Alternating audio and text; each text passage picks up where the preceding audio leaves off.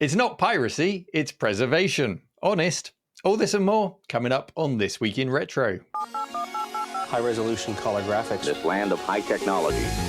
The revolution in technology that made the information age possible. Those kids are not afraid of computers. Minty fresh minted minter. AdoBE or not AdoBE? That is the question. And EXOSCUMM. All this and more coming up on this week's show. Up-to-date news for out-of-date tech. Hello everyone, we have a special guest with us today. It is none other than Banjo Guy Ollie, musician, arcade collector, hardware fixer, surfer, MSX fan, sorcerer of flight yokes for me, thank you. That arrived on Friday, very much appreciated. And all-round talented guy who you can find on BG Ollie on YouTube, the 8-Bit Man Shed, and other channels, all of which will be listed in the show notes. So go and subscribe to them all. Welcome, Ollie, and thank you for joining us. Thank you very much for having me. The things you have to do to get on this show. Yes, the flight yoke. Ollie has picked up on my obsession with flight sims, and more recently collecting flight sticks. And where did you see this yoke? It was a local advert. Okay. On Facebook, actually, and I had just seen your post about these controllers, and it was the same brand, same packaging. So I was like, oh, maybe Neil might want this one. Yeah, very much appreciated. It's CH Products, great big yoke with a game port connector on there. So good for my Windows 98 or MS-DOS gaming. It's huge. Or maybe Star Wars, Dave. Oh yes, Star Wars, yeah. X-Wing or TIE Fighter. Wonderful games, games. The pinnacle. Yeah. So Ollie, tell us, what have you been up to this week? Preferably retro related. Fine if not, but what have you been up to? I have. Oh no, yes. Here, there's a monitor here behind me. No, the other way. Yeah, you can actually see it. Well, you can't see it. It's right behind the microphone. For those on audio only, there is a monitor. Okay, it's a 1084 Commodore monitor, and that was a gift from Glenn, CRG. He was on the show before. I met him at Amiga Ireland, and he had this monitor that wasn't working, wasn't starting, and it had a big crack. It sustained a couple of falls, I'd been told, and I got it working just yesterday. So it's back up and running, and I fixed the crack. So that's a CRT or is that a flat screen back there? I can't make it out. CRT would be right behind me is a black flat screen, but you can't see the CRT, and I'm not lifting it up. It's a 14-inch Philips one. Yeah, it's one of those. It's a Commodore 1084. Yeah. Right, because when you pointed at the flat screen, I thought not many people would go to the effort of fixing a crack on a flat screen, like that. Certainly but, not. No, definitely a Philips 14-inch CRT. Very nice. I have that, and I'm working still on a scrap build of a Amiga 3000. Oh, you're on that again, are you? Yeah. That was such an undertaking. You've got this huge, that board. There's so much on it. Yeah, it's not as bad as the 1200 that I did recently. It's actually a lot more through-hole stuff on this. And I got the chipset now, thanks to Chucky. So that's one of Chucky's creations, is it, that board? It's happening. Yeah, it is. Yeah, It is. Yeah. Where do people go to find out about Chucky? He doesn't have a huge online presence, does he? It doesn't. He has the Reamiga website, and I think he's running a 1260 as well.com. There you go. That's where you can get your new A3000, 1200 boards and other stuff. Well worth checking out. Dave, what have you been up to with your week? I don't think I've done anything retro this week. I was at the rugby on at the weekend there on Saturday watching the Scotland-England game, and we beat England of course again. You're going to bring that up. The fourth year in a row, Neil, we beat England. We're a tiny nation. You're much bigger, but we beat you the fourth year in a row. Amazing performance, wonderful tries. Get it up, you. Ollie, Ollie is, for people who aren't aware, Ollie is French, but he's lived in Ireland so long, he's got that lovely Irish accent as well. Do you follow French or Irish rugby or both? I don't follow sports at all. I used to play rugby. You used to play rugby, okay. Yeah, what position? Sorry? What position? I was somewhere at the back. I'd get all the big guys that made it through, essentially. Sounds very much like me. I was on the wing or in the back. I didn't really understand the rules, but I enjoyed playing it. Yeah. Excellent. Right, we've got lots to get through this week, so let's get straight into our first story. Dave. Here's a llama, there's a llama, and another little llama. Fuzzy llama, funny llama, llama, llama, duck. There's no ducks in this segment. And if you want to feel old, the llama song, which Neil and Ollie, neither of them claim to have heard before, which is nonsense because everybody's heard it, is 20 years old this year. Dave had this great idea that we should all sing a little bit of that song, and both of us said, "What the hell are you talking about, Dave? We've never heard it before." I'm sure it scrolled past my feed at some point 20 years ago, and I went, "Oh, that's nice." But it's obviously stuck with Dave. Stuck with you, Dave. Burnt into my head. Comments, please, telling Neil and Ollie how they are Philistines. Llamas are what I think of when Jeff Minter is mentioned. It's no wonder either, because his own software company is called Llamasoft, and llamas feature in many, if not most, of his games. Of course, it's not all about llamas with Jeff. It's also about alpacas, camels, and also yak, and that's how he's sometimes known. Jeff has been making games seemingly forever, and his games typically have a beautiful simplicity to them that makes them easy to get started with, but he polishes them to the point where they're perfect, they're addictive, they're wonderful, they're great. Now, the reason why we're talking about him today is a submission from Chrissy on the website, on our Reddit subreddit. It's about a digital eclipse documentary on Jeff Minter that's due in about a week's time from when this podcast releases. It follows the same format as their Atari 50 documentary, in that it's a release for a gaming platform of your choice, and it includes a big pile of games with it. So your platform of choice could be PC, Xbox, PlayStation, or Switch. So is this one of these things where the documentary is interwoven with things you can click on, games you can play? That's right. There was a Jordan Mechner one recently, which was fantastic. Yeah, that sort of thing. It's an interactive documentary is what they call it. So I thought I'd do a little bit about Jeff, in case I'm not sure if he's well known outside of the UK. I don't know. Maybe some of our listeners don't know much about him. He started out in the Commodore PET and then moved on to the ZX80 before moving on to, if you're in America, that's a ZX80. Moving on to the VIC-20, the Commodore 64, the Atari ST, and on to the Jaguar to make Tempest 2000. Arguably the biggest reason to get a Jaguar, and he's kept his hand in ever since. If you're in America, Dave, that was a Timex Sinclair. For me, though, the first Jeff Minter game that I played, and one that I kept going back to, was Lamatron 2112. It was an Atari ST game, although it did get an Amiga and PC port. It was heavily inspired, inspired perhaps is maybe not a strong enough word, by Robotron, the classic twin-stick arcade shooter, and it was just as frenetic. You are a robot llama, and you've got to clear a screen full of enemies, saving the animals, and then moving on to the next slightly harder screen. It's very, very much an arcade-style game, and it's got amazing sounds and graphics, and while it doesn't take you long to play it, you'll be over and done quick. You'll be left sweating and panting after it. The sound samples on it are great as well. The pace is just incredible. Ollie, have you got any experience with Llamasoft games and Jeff Minter stuff? I sort of do now, but at the time I didn't. Growing up in France, we simply didn't really have. There was small niches of Commodore and Spectrum presence, but we didn't really have those platforms.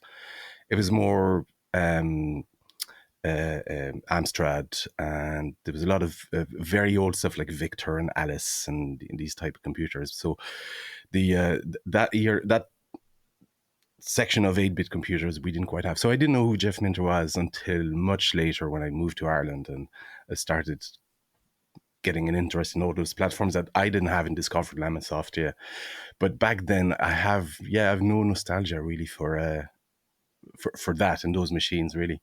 How about Robotron? Did you have access to that growing up? Probably from arcades. I would have seen it, I suppose, but that's the extent of it. Even my experience of arcade was somewhat limited to a few times a year until I went to school and there was a local arcade. But by then we were into the 90s really era of 16 bits.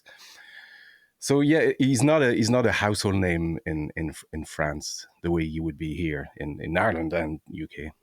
He's such a nice figure as well. I don't think anyone's got anything bad to say about him. He's just, you mention his name and you smile. He's been extensively covered in the magazines over the years, and he's always kept his hand in since then. I don't think he's certainly not relentlessly producing new games in the same way that he did in the 80s, but he's always kept a hand in, and his games are always different. There's no, he doesn't come out with just one type of game that he keeps doing. He will go back to old games and release them on new platforms, but he's all sorts of different games he's come out with. They're all interesting, at least, and they all put a smile on your face. No, yeah, I was going to say there's an artistry to what he does as well, which is, I'm always fascinated by people like that.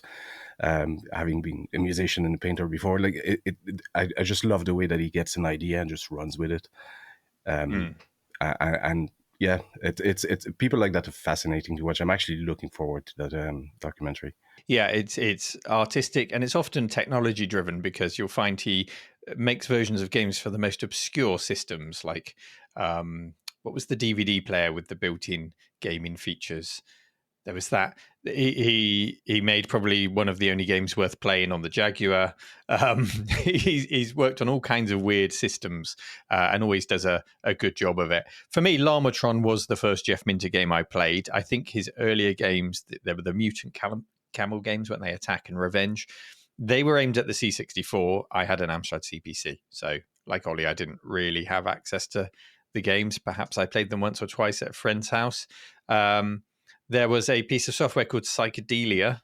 That is the only game I can see that was released for the CPC and other platforms. And that was just a light show. Think of a Winamp visualizer for a bang up-to-date reference.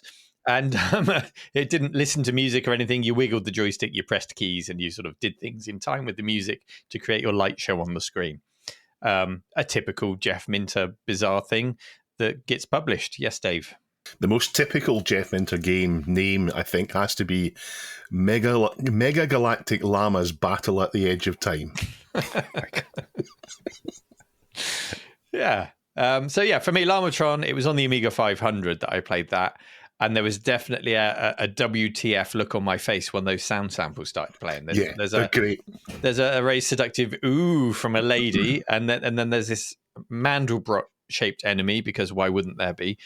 And that just screams if you hit it, like a really loud scream. So I love that, and I'm a big Robotron fan, so of course I loved the game. Yeah, really did enjoy it, Dave. Well, the documentary / game compilation is available on your platform of choice on the 13th of March. There's 42 games included, but for me, I'm much more interested in the documentary content I want to watch. The kind of a good summary of everything Jeff Minter's done. It shouldn't surprise me, but it still surprises me. 42 games he's had probably more than that he's had a hand in, but 42 in that pack. That's do we know how much it is? If I click the buy now button, it'll tell me. Let's see. Click on Steam. So on Steam, it is add to your wait list. This game plans to unlock.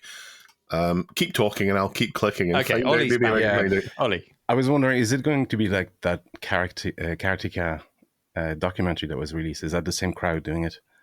I don't know if it's the same crowd, but that's the one I mentioned earlier, the Jordan Mechner one. Okay. And I really did. Have you used that one, Ollie? Have you been through it? Yeah, I haven't been entirely through it. Yeah, I have it. I just need to go through it. But I there's something really nostalgic about that format as well. It's like old DVDs, that we used to click on every hyperlink to see.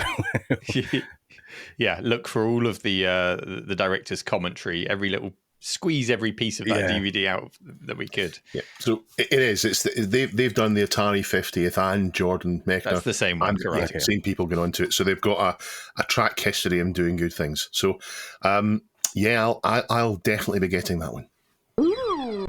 We are sponsored, thank you very much, by Pixel Addict Magazine. Pixel Addict Magazine is a lifestyle magazine focusing on retro and similar stuff. This week's episode. This 6 weekly monthly magazine is the one with Lara Croft's silhouette on the front. And it, as we mentioned last time, it does have Neil Thomas of RMC The Cave and Alex Crowley of Arcade Archive. And Holly, don't forget Holly. And Holly, well, they've forgotten Holly. No, Holly's in there. She's got her own cutout, a little segment. I'm talking about the blurb that they've described described what's in the magazine. They haven't mentioned I Ollie. see. Holly's in there telling people about the danger of X-rays and CRTs, which hopefully doesn't put people off coming to visit us. Are they dangerous, Ollie?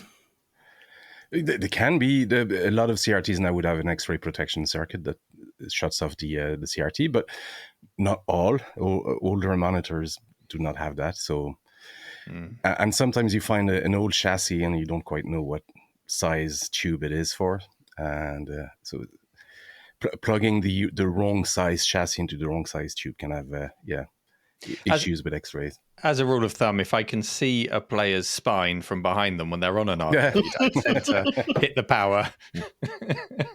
There's also the Atari 400 mini story. There's a little picture of June on the front cover, which we'll come to later because there's some news on that. And the history of Palm and their Palm Pilot and other devices. So where is the URL? Where can people go, Ollie, to access Pixel Addict magazine? Oh, I have it here. It's pixel.addict.http@gmail.co.uk. Oh, I thought it was so close. It was so close. Pixel.addict.media. You can have it delivered to you in a physical magazine. You can have it as a PDF. You can subscribe. Go and buy it. Buy now. Buy. Thank you, Pixel Addict. Bye. Bye-bye. Few software products have become so popular that they change the English language, but Photoshop is just such a program. Get a photo with some red eye, you Photoshop it. Want to crop an image, you Photoshop it. Need to make a YouTube thumbnail, you Photoshop it. And I can already hear people in the comments saying, no, I use GIMP, I use PaintShop Pro, or whatever alternative you may have. But let's just let Photoshop have its moment here because it's just hit the ripe old age of 34 years old this month. Same age as you, Neil. So, I wish. It all began, according to the article submitted by Pajako6502. Thank you, Paul. He was actually at the cave this weekend. It was nice to see him. It started in 1987 when Thomas Knoll, or Knoll, if you're talking stock cubes, that's the same company, isn't it? Of course. He wrote an app to... No, not Knoll. Knolls are monsters in Dungeons and Dragons. Are they? Yes. Thomas Knoll wrote an app to convert monochrome images to grayscale. Thomas isn't a monster in Dungeons and Dragons. He's not, but he did write an app to convert monochrome images to grayscale on classic Mac. This caught the eye of his brother, who just so happened to work at Industrial Light and Magic. And so he no doubt had first-hand experience of how expensive it was to manipulate images in the movie industry and encouraged the development of his brother's program. A year later, they had their first prototype, and the timing couldn't have been better. Barney Scan were developing desktop scanners. Is anyone else picturing a huge, big purple dinosaur? Dinosaur with a scanner. So Barney needed a killer app to complement his scanner. So if people bought the product, they'd have a powerful tool to manipulate the images. They struck a deal with the brothers, and now you could scan and edit images at home for just $15,000. What a bargain. But compared to the alternatives, it really was. The star of the show was Photoshop, though. Barney Scan decided to sell it as a standalone product, and the brothers were smart enough to have a deal which included a royalty on every sale, so they were making bank. But who here has heard of Barney Scan Photoshop? Anyone? No. Because in 1988, John took Photoshop to a little company called AdoBE in Silicon Valley, and so impressed were they that they acquired the license. And on February 1990, the first standalone commercial release of Adobe Photoshop was released for Mac OS. The price quoted in the article is $895 to buy a copy of Photoshop. It has always been a premium product. You got a huge big box and a nice chunky manual with it, and people knew you'd spent nearly $900 on it. You weren't going to find it bundled with your Amiga in the same way Deluxe Paint was. In 93, it was ported over to Windows, so it has been a Windows product since version 2.5, but it took a very long time to shake off that, if you want Photoshop, you need a Mac to do it properly reputation.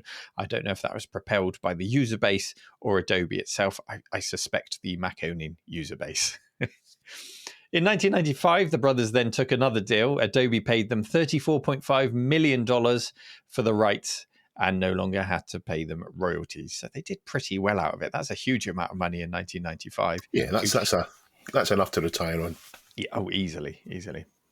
It wasn't Adobe's first product, though, far from it. They were established in 82. It was PostScript through which they found fame in 83, a language designed to ensure that what you saw really was what you got out of your printer. Something Steve Jobs was so enamored with, he tried repeatedly to buy Adobe in the early 80s and integrate it into Apple. But in the end, he just came away with a licensing deal. Yes, Dave's just written to me in the chat, WYSIWYG, what you see is what you get. So this deal, Adobe, Dave, stop trying to put me off. No, I don't wear a wig. Adobe, Apple, PostScript, this came together to really help propel Apple and gain its reputation as the desktop publishing machine to have. 1987 brought Illustrator. That's their vector-based design package. And so Photoshop complemented that well with its bitmap manipulation. Premiere for video editing arrived in 91. Acrobat and their PDFs came along in 93, and so on in InDesign, After Effects, all of these products that come together now to make the Creative Suite, which you can get on a subscription-based model. And I do. I've been an avid user of Photoshop and Illustrator since the 90s when I dabbled with it. And then I was sent on a training course for them as the IT tech, because supposedly it would make me better at supporting the products if I knew how to use them, when in reality I was really just installing them. And then that's installed and walking away. I didn't have to use them. But I absolutely loved this week-long training course they sent me on. And those skills have stuck with me ever since.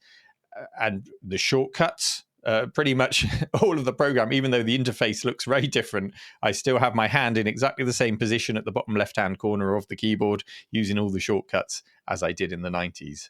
I really love the products. Then I picked up Premiere to make company videos, one of which you can see at the end of my latest video release after the credits. There's a very young me in one of those videos. And InDesign, more recently, I've been using to create signage around the museum. So it's fair to say I am an Adobe fanboy. But what about you guys? Are you fans? Are you subscribers? Or are you still using a crack and Photoshop 5.5 to get your work done? Dave?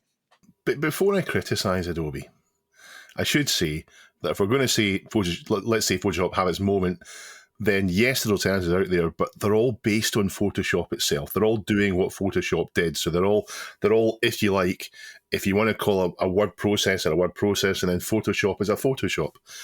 So you have to give it the credit for starting all that. Although it does remind me about Stu Cambridge, who uses software that's an evolution of the Amiga style. So it's definitely in the minority there, but Photoshop is the standard. Neil? It's fair to say it became the standard. It's worth remembering it wasn't the first by a No, yeah. No, but it's the big beast. Adobe software, I found crashes. I found it's unstable, bloated, and crashy, and it annoys me that PDF is a standard now. It's not owned by Adobe, I don't think, anymore. It's an open standard, yet you're trying to search through a PDF and it just crashes. But what Photoshop says to me, what it reminds me of mostly, is Beta. B3TA, the irreverent, satirical, rude, obnoxious, and fun website that was around. It's still around now. There's still a newsletter, but it's certainly nothing like as active. Rob Manuel's website is not as active what it was, and that's what Beta was. It was a place where people could Photoshop images and make them look rude and funny. Particularly, Virgin Media decided that, I'm not sure which part of Virgin it was, decided that they wanted Beta to do a competition to help them promote stuff. And the competition was pulled because the Beatons decided that this was an opportunity to be as offensive as possible, with Richard Branson, the photoshopping Richard Branson, doing some rather obscene and evil things. So that's what Photoshop means to me. It means Beta. It's hardly shocking nowadays. You probably just described the entire internet, really. Have you ever submitted an entry to Beta, Ollie? I have not.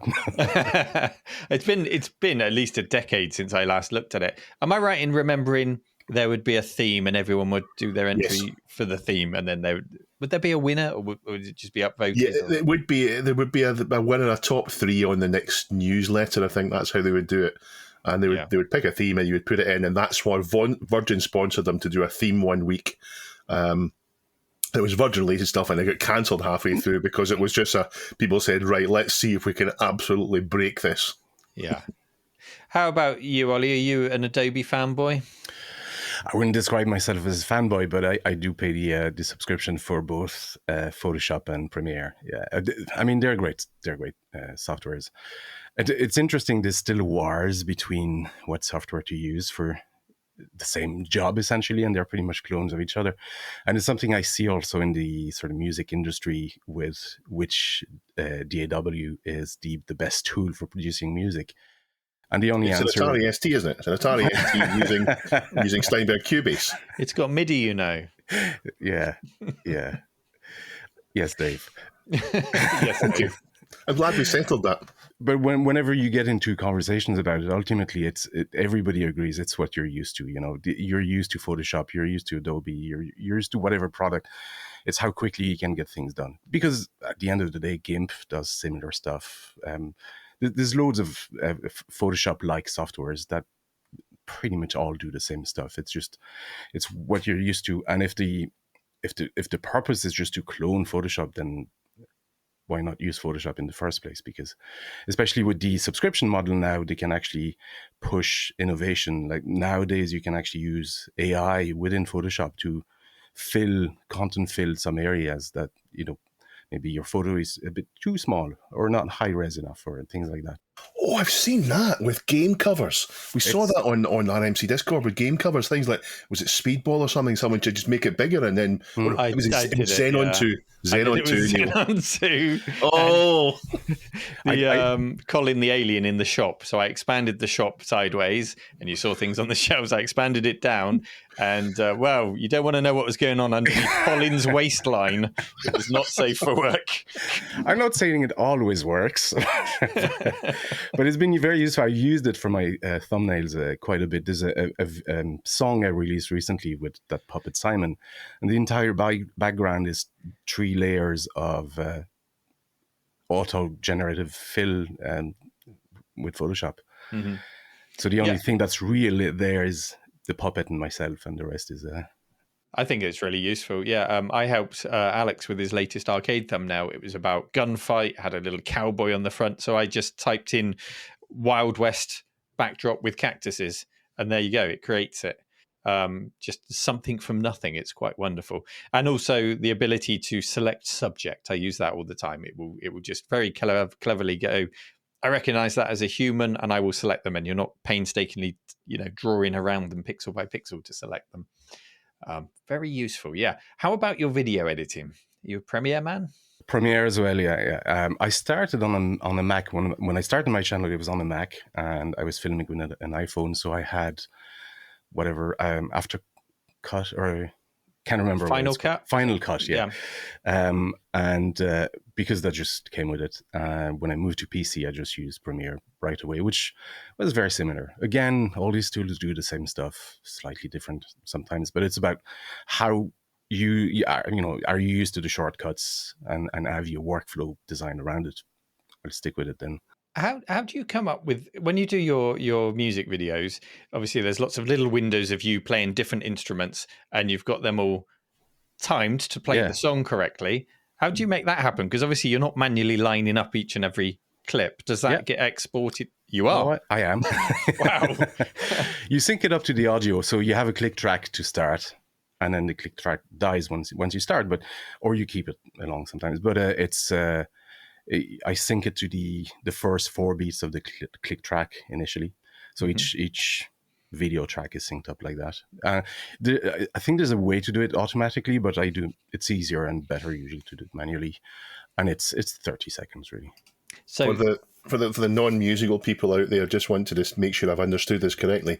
So you'll play, when you say a click track, do you just mean that sort of like a metronome to play along to, and you'll play each instrument for the piece individually, and then you'll piece them all together, and you'll make sure they match that tone so that then you can have all of them playing there. Is that how you do it? I don't know that the arrangement happens in Premiere. No, usually. exactly. I was going to say that. In a way, yes, Dave, but the video is just a video. So I'm actually playing over the final arrangement. So I've already done the arrangement by the time I get to the video point. And then I make a video where I play the part, but it's not the track you hear. Right, okay. On the video. It's just his out of tune banjo. Yeah, I'm French. I do you mime. don't hear that. You don't hear that. It's a French mime. Perfect point, actually, to point out some of the tracks that Ollie does cover, because I know a lot of our listeners will be big fans. Dave, what are you doing? French mime. Oh, you're being a mime. Okay. Ollie, just give us some examples of some of the tracks you've covered on your channel that people might like to hear. Well, I know there's a big Amiga crowd here, so there's a lot of Chris Hulsbeck, Tarkin stuff, which I'm obviously, like everybody else, a huge fan of. And speaking of Amiga, there's Dune stuff, which I'm working on more as well at the moment.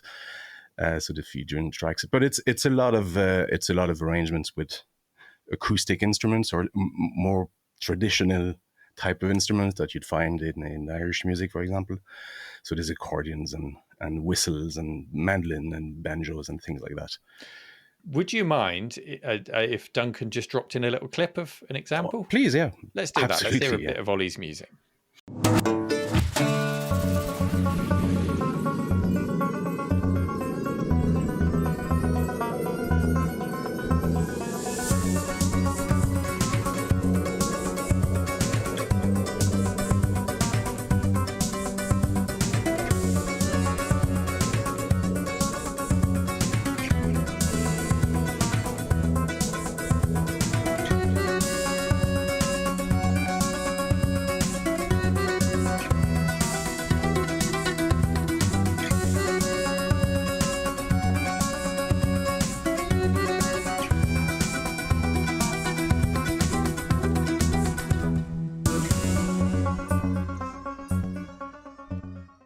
We shouldn't also forget Ollie's best musical accomplishments. Daddy Milk. I'd erased it from my brain. We do. Yes, we do. And the MSX machines. Yes. Yeah. For people who aren't aware, Ollie has a fantastic sense of fun, and he has taken clips of Neil and then taken clips of us on This Week in Retro and turned them into music, which we'll put in the show notes for you to listen to if you've missed those. They are absolutely incredible. They killed us when we saw them the first time. They're fantastic. Thank you for doing those. No problem. It's so much work. Yeah, it must be. Well, I thought I'd got away with that, but yes, the links are going to be there for people to see. So do go and enjoy them. And bringing us back on topic, happy birthday to Adobe Photoshop. I will be using it right after the show to put the thumbnail together. It stays briefs. I would like to welcome on 5 new patrons. So thank you very much to 5. Phil, to Stephen, to Paul, to Dante, and to Julian for signing up as twirlers. Thank you very much for doing that. Yeah, thank you guys. We really appreciate the support. And what better thing is there to call yourself than a twirler? Which is the status that you now carry. Where can people sign up to be a twirler, Neil? They can be a twirler at, where is it? Patreon.com/This Week in Retro. Thank you very much. From Marabala on the subreddit, the Flame War book that we covered, which was the story of the Atari ST and the Amiga, has started shipping and started arriving. Mine hasn't arrived yet, so I think they were shipping they had problems with working out how to do it post-Brexit, but mine hasn't arrived yet. But it has been arriving. People seem happy with it. It looks great. I'm looking forward to reading mine. Chrissy has submitted a story about his friend Kosam, about the... Your friend too? Yes, the creator of Stroudman, but he's gone on to create something even greater.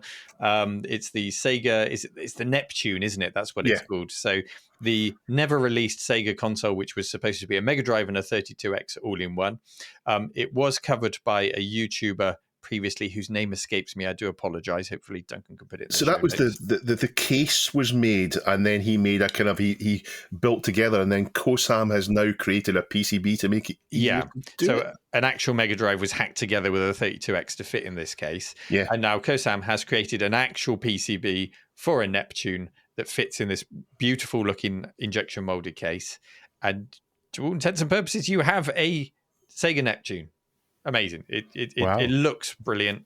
And it really does. does everything that the original should have done. Are the blank PCBs available, or is it populated PCBs? Well, COSAM is part of the board folk, isn't he? And I think they do release them, the Gerbers, don't they, Dave? Okay. They do. I tend to. I don't know that. I don't know we can say that for this one.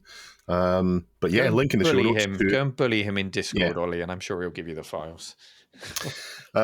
We talked about Dark Forces getting a remaster in a previous episode, and Digital Foundry now have a review. It's not yet been released, but Digital Foundry have their release copy, the review copy, and they've done a review, and I watched it, and they've been extremely positive. It's not just been given a once-over with AI upscaling on things. It's been had all the art redone and the 3D re-rendered, but they have kept very true to the original design. The only downside they came up with was on the Switch. It's not so good. It's a bit it's a bit slow down on there, and a bit of it's a little bit jumpy. But I believe they're fixing that. So Dark Forces Remaster is out very soon. The ghost of Chris 005 Agima has submitted a story. Nice to see you. It's about a Unity-based remake of Turbo Outrun. And I've had a look at this. He says every car has damage, it has brake, it has tyre wear, it has parts failing. It retains that pixel art style look. It looks good. Ollie, were you nodding there? Yeah, I've seen it as well. I was super excited about it. Yeah. And I've had a go. It's good. It's really good. Yeah. Really smooth. It looks really good. I've only got one thing I'd like to see tweaked, and it is still a work in progress. And that is, I think everything looks brilliant, but I think the lines on the road just look a little bit too sharp. I want them to get pixelated up a little bit. So that's what I was going to say, actually, because I like all the graphics and the reuse of assets, but the road is so smooth, even around the bends. It feels out of place with the rest. But otherwise, I like the effort. I do have a Turbo Outrun machine here. An arcade machine, nice. Yeah, and I love the game as well. And of course. I was speaking to your good friend Stephen Leary recently, and he mentioned he'd acquired, was it a Sega Rally? Sega Rally, yeah. He came here to collect it. I actually found it locally, a twin Sega Rally. So he's taken one half and keeping one half, although we're talking about maybe he's getting the second half. I'm going to get another cabin exchange of his. So is there no way you can link the two up over the internet and then just race each other remotely? Must be a way. That would be cool, I suppose. Yeah, there must be a way. I think you can do it with a PC emulation. I think the Supermodel probably allows network over internet. Stephen could design a custom card to go in each half of the arcade machine to do it. He could abandon his work in Terrible Fires and do that instead. No, we need him to work on the X68000. Leave him alone. Dave, what other briefs have you got? From 42, Nobody 42, there's Movie Cart, which is a cart for the Atari 2600 that lets you play full-length movies. So what you do is you convert the movie file onto a special format, put it on an SD card and plug it in, and you get the movie in Atari 2600 resolution, which I bet you is probably fine to do it once or twice just for a bit of fun. Yeah, it's like they did this with the ZX80, didn't they, a while back? And it's just banging bits straight through and onto the screen. Right. Yes. MS Publisher is being put out to pasture. Rest in peace, MS Publisher.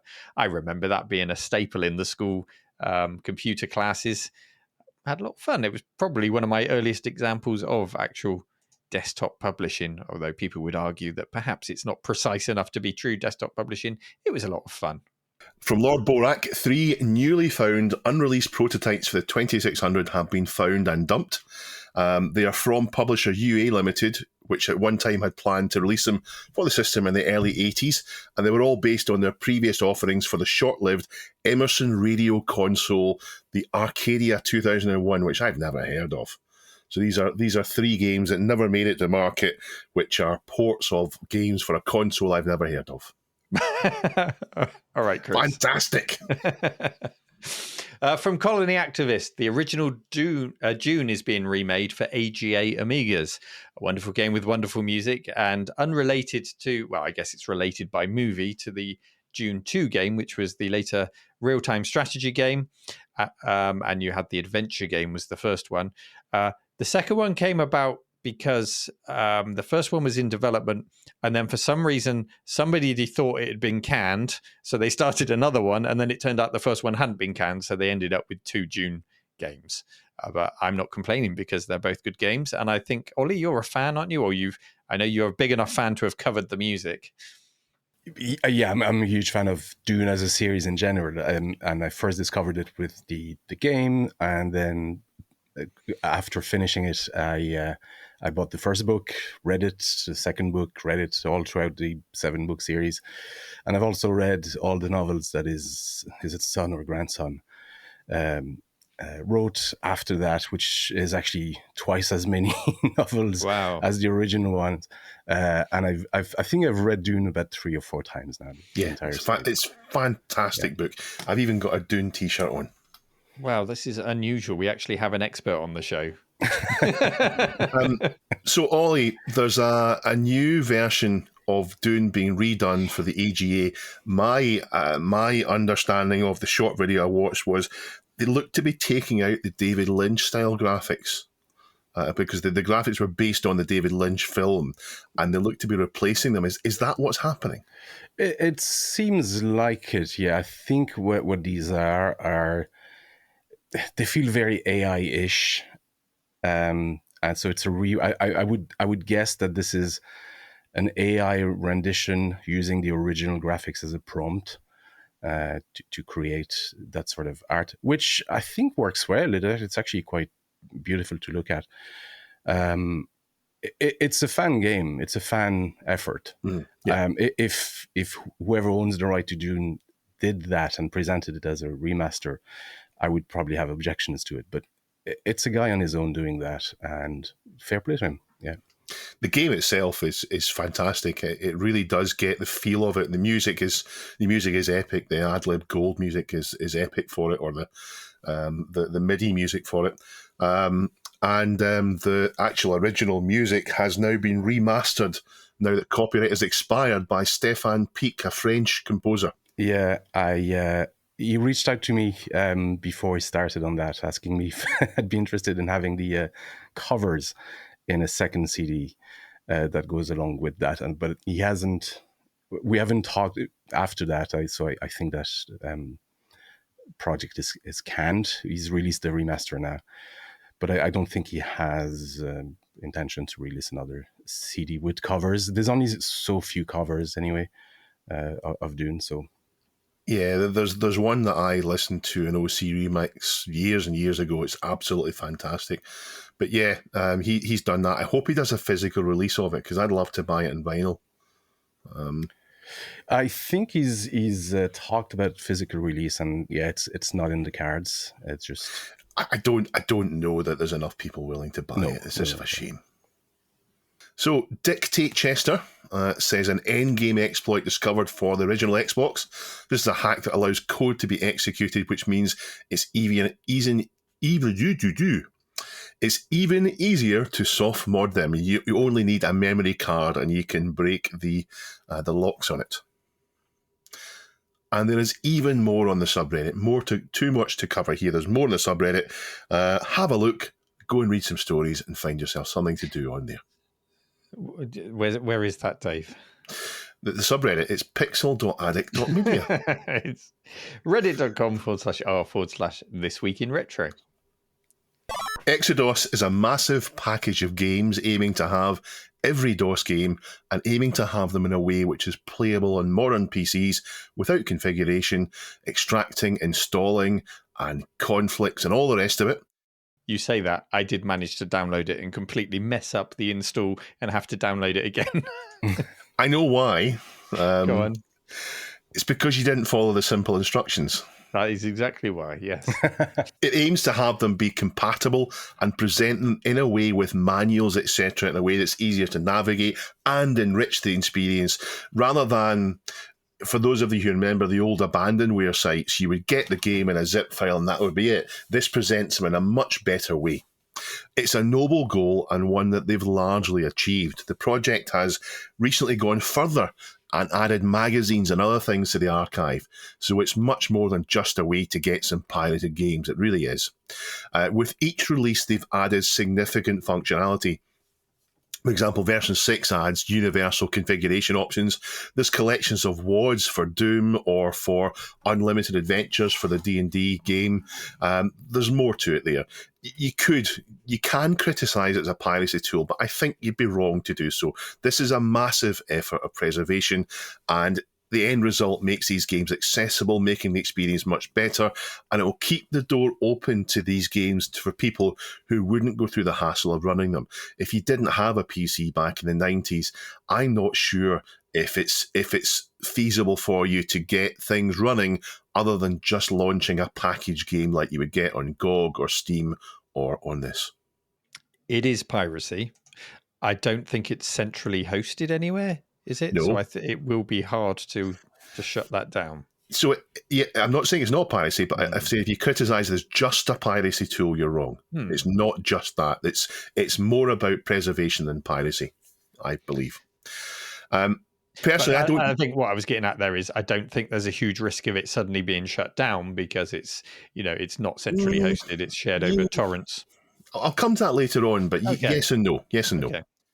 Personally, I don't use it because I like using original hardware. But it's already at a point now where it provides so many things that are useful to me that I will be using it. I just don't need the actual games. And the actual games part of it it's not everything now. You've got all the manuals, all the extra stuff, all the extra information, and the magazines and so on.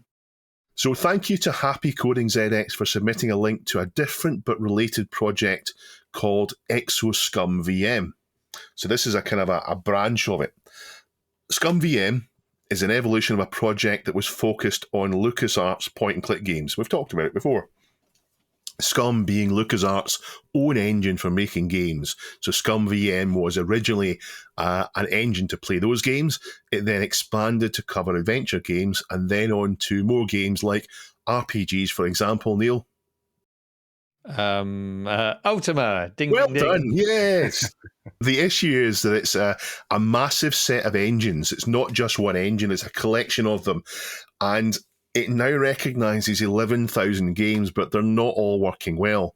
Am I right to think that Scum VM is essentially retro engineering of the whatever engine the game is using the data files, but yes, with a new... Yes. So that's what it is. Scum VM is a way of running those data files with a replacement engine. Yeah. Okay. So Scum was the script creation utility for Maniac Mansion, and then Scum VM was to put that engine into a virtual machine and call upon the original data files. But the name is quite misleading now because it does a hell of a lot more than Scum-based games. Okay. It's just sort of a way of playing all kinds of games. So the issue that EXO identified with Scum VM is it says it does all these games, it recognises all these game files, but it doesn't work them well. So what EXOSCUMM VM does, so you get Scum, then Scum VM, and now EXOSCUMM VM. So what it does is pair that back to games that work properly with a focus on commercial releases. And the curation that's done there has reduced that down to 534 games. Now, 534 is a lot less than 11,000, but it's a lot of games. So I'm guessing the advantage of using this within Exodus instead of DOSBox is that basically Exodus is accessed through Launchbox, isn't it? That's your front end. Yeah. And then from there, you'll choose your game and it will launch the DOS game within DOSBox. Oh, okay. So I'm guessing with the addition of this into the project, instead it will launch the game within Scum VM. That's right. And then you get the benefits that come with that. Okay. Yeah. So this is a way of packaging it up, the same ethos as the original Exodus, to put it in a way that you can just launch the game and get into it without having to understand anything else. And then the outcome of that is you effectively have a system that makes DOS gaming as accessible as Steam. Super Nintendo emulation gaming, where you just have a front end, and that's nice and easy because you're just loading ROMs. Yeah. But this is more complex underneath, but it attempts to make it as accessible and as easy. Yeah, got it. Yeah, so it's like having Steam, except it's all these old games. Now, I've said it before, and I will die on this hill. The DOS era of gaming was the best era, the best advancement we've seen there's ever been. Things have improved since then. Games are better than they were then. But the sudden, everyone having hard disks, Super VG and Sound Blaster, and games suddenly being able to use that made gaming amazing back in that period of time. I may be biased because it suited the types of games that I wanted to play at the time. So strategy, adventure, RPG. If you were more into shooters or platform games, you probably wouldn't agree with me. But I'm very keen on this project, EXO project, and other projects, as it gets these fantastic games into people's hands that otherwise would not be able to go through the hoops, or wouldn't choose to go through the hoops of playing them. So if you want to experience it, then download it and then run the setup file. I'll expand it all for you and you'll be ready to go, Neil. Yes, I downloaded. So there was Exodus and then there was the media pack. And I got the media pack and thought, brilliant, I will now extract all of those zip files to make it work. And then I'll run the setup. And then the setup goes extracting zip files. And then everything just became a complete mess. So just run the setup like a normal person. Readme.txt. Yeah. Neil, what do you think about all this? Oh, it's great. In terms of eras, it's difficult to say that DOS is the best era of gaming, but then you did caveat that by saying advancements in gaming. Yeah, it's sudden. All of a sudden, we'd had these games, and they were stuck on machines originally with 64 kilobytes on a tape or on a disc with a small capacity. We moved to the 16-bit era, and we had much larger discs and much larger memory, but it still wasn't a lot. And with all the disc swapping, and then all of a sudden, we had the hard disk. We had Super VGA, we had Sound Blaster, we had digital sound, and then CDs came not far behind it, and all these new games came out, and all these things that were not possible were suddenly possible. I agree. I'm a big fan of DOS gaming, but I'm a big fan of Super Nintendo and Mega Drive games. But it's worth keeping in mind that when you were DOS gaming on your PC, every now and then you put a bit more memory in, or you put a CD drive in, or you upgraded this and upgraded that. So it was a moving target. So it wasn't completely fair to make a like for like comparison to some other systems. But that's what enabled that advancement. I wouldn't want to make a like for like comparison and say it's better than because of that. I just feel that all of these restrictions fell down at once, and we had this what was almost unlimited space, and graphics and sound and all the rest of it that weren't available before. And that's something that attracted me as well with PC gaming over consoles at the time, because your experience of the game changed with your PC setup. So you play the game and then you upgraded the RAM or the graphic card halfway through, and now you have a very, very different experience. You can rediscover the entire game with that experience. That's something I did a lot. I used to play the games 3 times sometimes with a different setup as my PC setup changed. It was I like that part of PC very much. It was a lot of tinkering as well, but that's the longevity I would get out of the game and a different experience. And that's part of the joy of revisiting in the modern day through projects like this, is you can play these games on a spec of system that you couldn't have dreamed of having back in the day. Some games, even with the recommended specs, had problems back in the day just because they hadn't had time to finish optimizing it or whatever. But now, through this, it's got any patches applied to it and you've got all the power you want to throw at it, which is great. I like it so much that I am now building a dedicated PC just for this. It's going to be in an old case. I hope to run it on a CRT. We'll see if the interface can cope with that, depending on what resolutions it supports.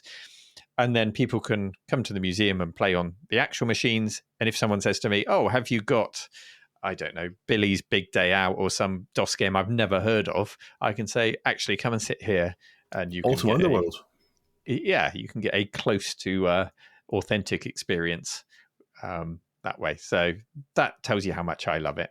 I've got a similar idea with mine. I've got a set of 5 PCs here, all connected up to the same CRT and keyboard and mouse and speakers and so on. And I'm not averse to running Scum VM to play a game on a more powerful computer connected to the same CRT that looks and feels just like playing the original game, original hardware, except with the sharp edges taken off. I have not. I've no actual interest in Scum VM. If I wanted to play in general, Exodus. Yeah. Not really something I would. But I like the idea of bringing this to people who couldn't experience those games back then with a top of the range configuration. Should you choose to? I think it's a great thing. I have a Pentium 3 system with Windows 98, and that's what I use. I have a GeForce in there, and that's what I use if I want to play that experience. That's a sweet spot. P3. Yeah. Nice. Yeah, I think so. Yeah. So I think that's all I really need. If I really get the retro PC itch. But other than that, I don't get to play much anyway these days. You're busy. Yeah. And my problem, it's a personal problem, but very much like Neil, I can guarantee that if I try to run it, it'll fail first install.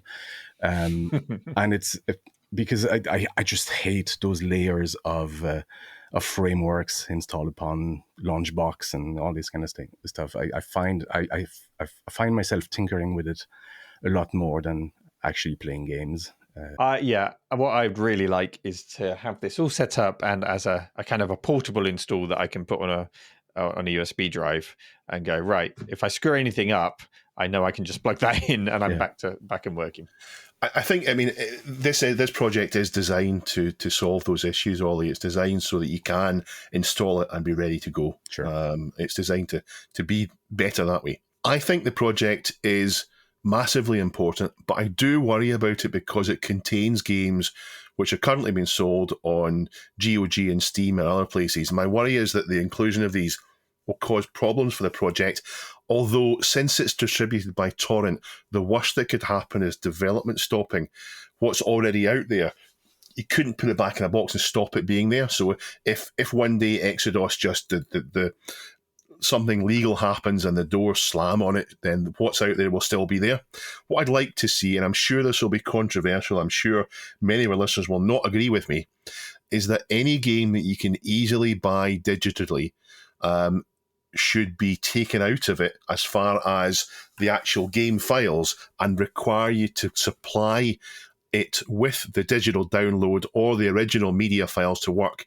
Now, it's not because I'm particularly keen on the rights holders making money on 30-year-old games. To be blunt, I feel that they've had their time to make the money, and it's not right that they're still able to make the money on it.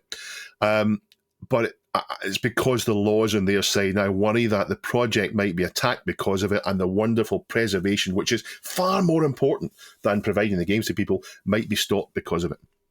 Do you feel the same way about people who made a song 30 years ago or a movie 30 years ago? Yes. Okay. Yeah, I feel you have your time with copyright to make your money from it, but after a certain period of time, it should stop and it should revert back to the public domain. And the idea of all these Beatles songs being bought and traded and songs from artists who are long passed away and so on, it doesn't suit the reason why copyright is there in the first place. It's there to allow artists to make a living. It's not there to allow their descendants to make a living so many years later. That's a bit of a can opened up there. Yeah, I partially agree with you, I suppose. But I mean, if the rights went to the actual person who created the game, then I would say you're entitled to your rights for as long as you live.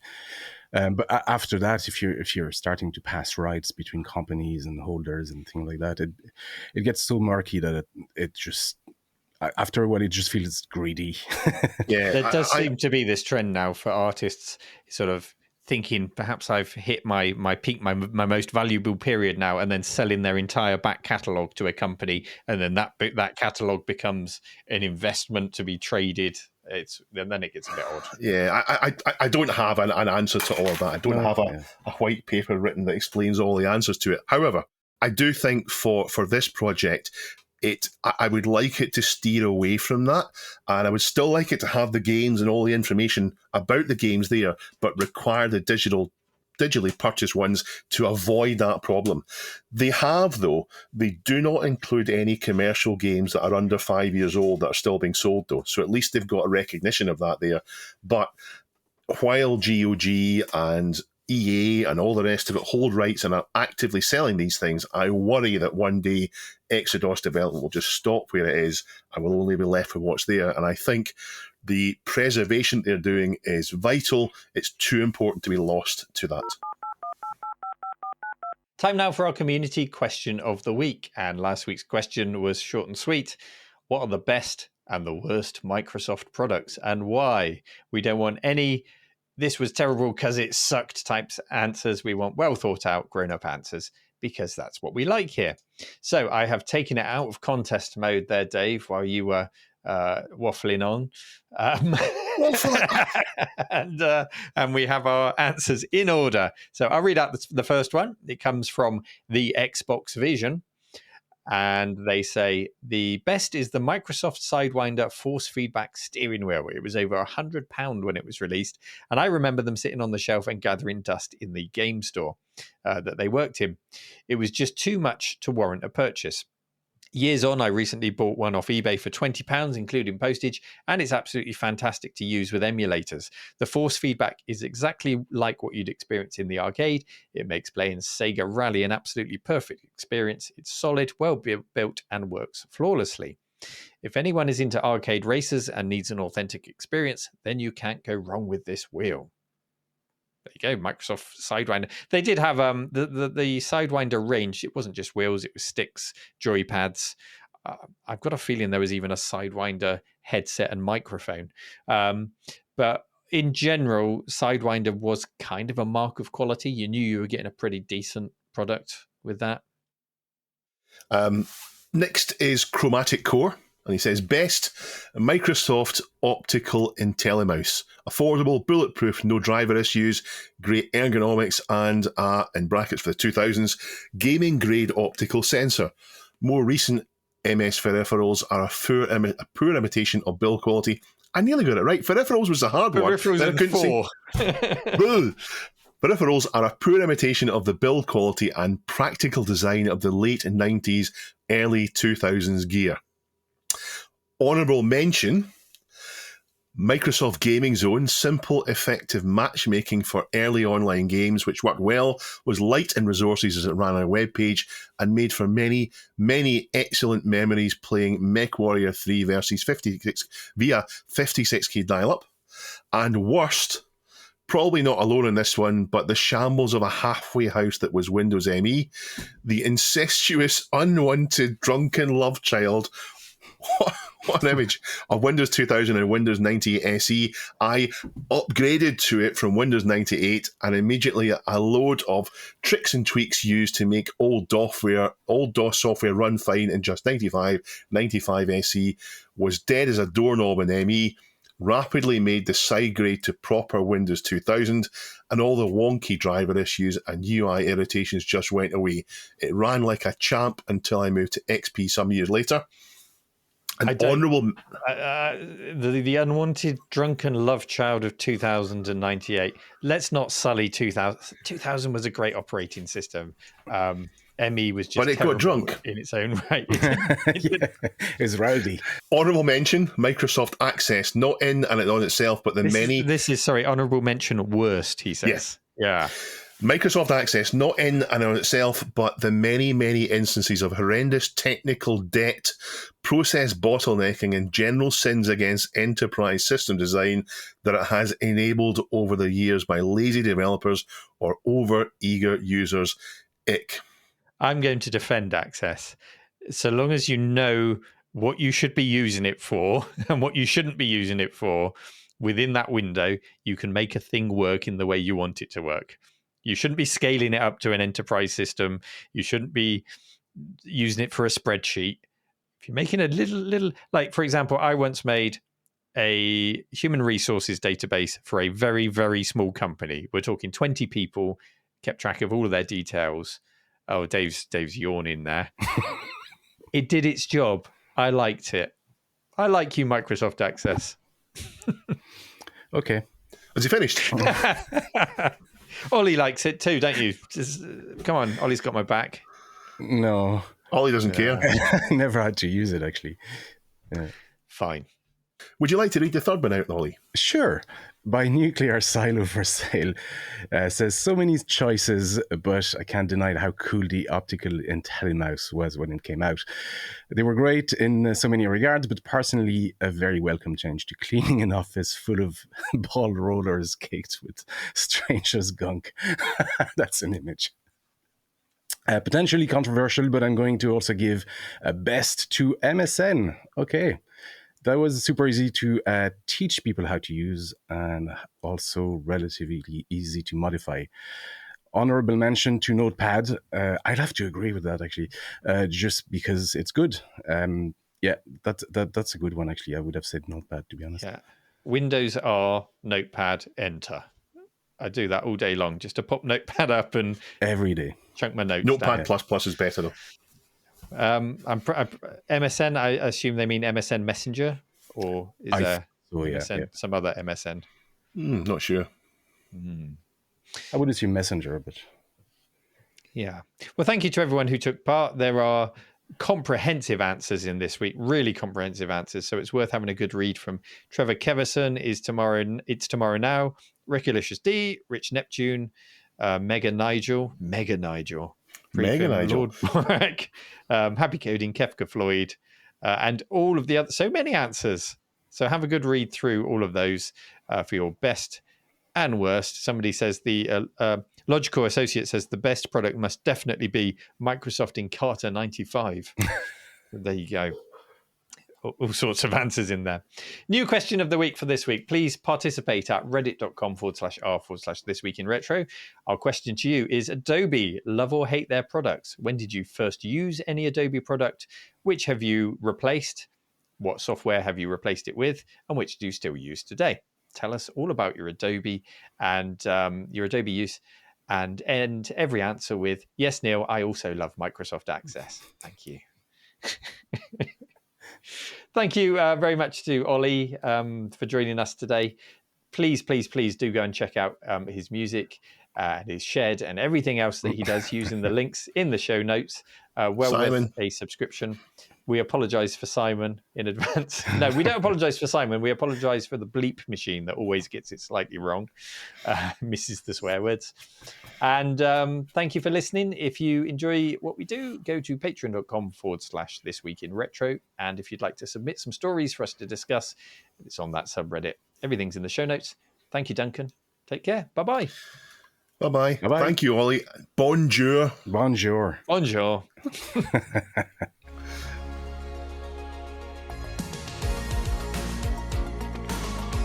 This Week in Retro was presented by Neil from RMC The Cave and Dave. It was produced by me, Duncan Styles. The podcast version of the show is available through your favourite podcaster, including Apple Podcasts and Spotify. And the video version is available on the This Week in Retro YouTube channel.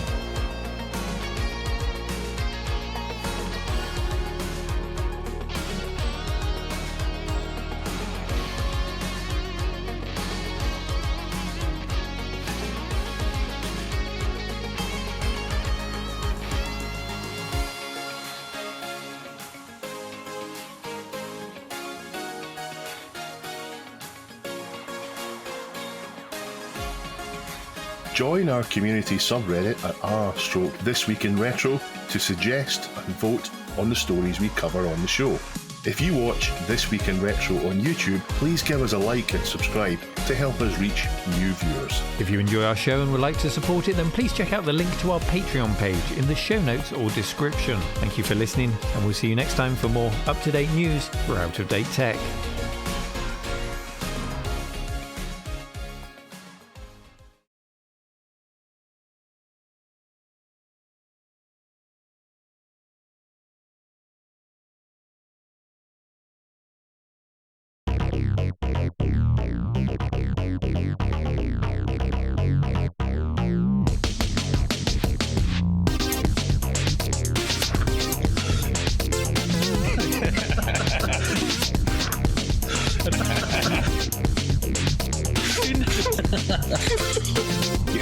up your trousers and dance. Daddy Mo, made him my Daddy Mo. But you get a premium experience out of these things. I remember. This is super thick stuff. Daddy Mo, Daddy Mo. I made him my Daddy Mo. More malt, Daddy. Did you guys put this in here? I'm sure they're going to be happy with it.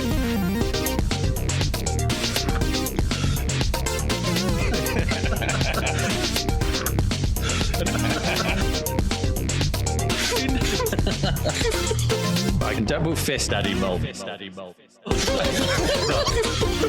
Daddy Mo. I made him my Daddy Mo. I just wanted to know I could keep my pen. So that's This Week in Chris. Did Chris just want me to drop my track? Daddy Mo, Daddy Mo. I made him my Daddy Mo. More malt, Daddy.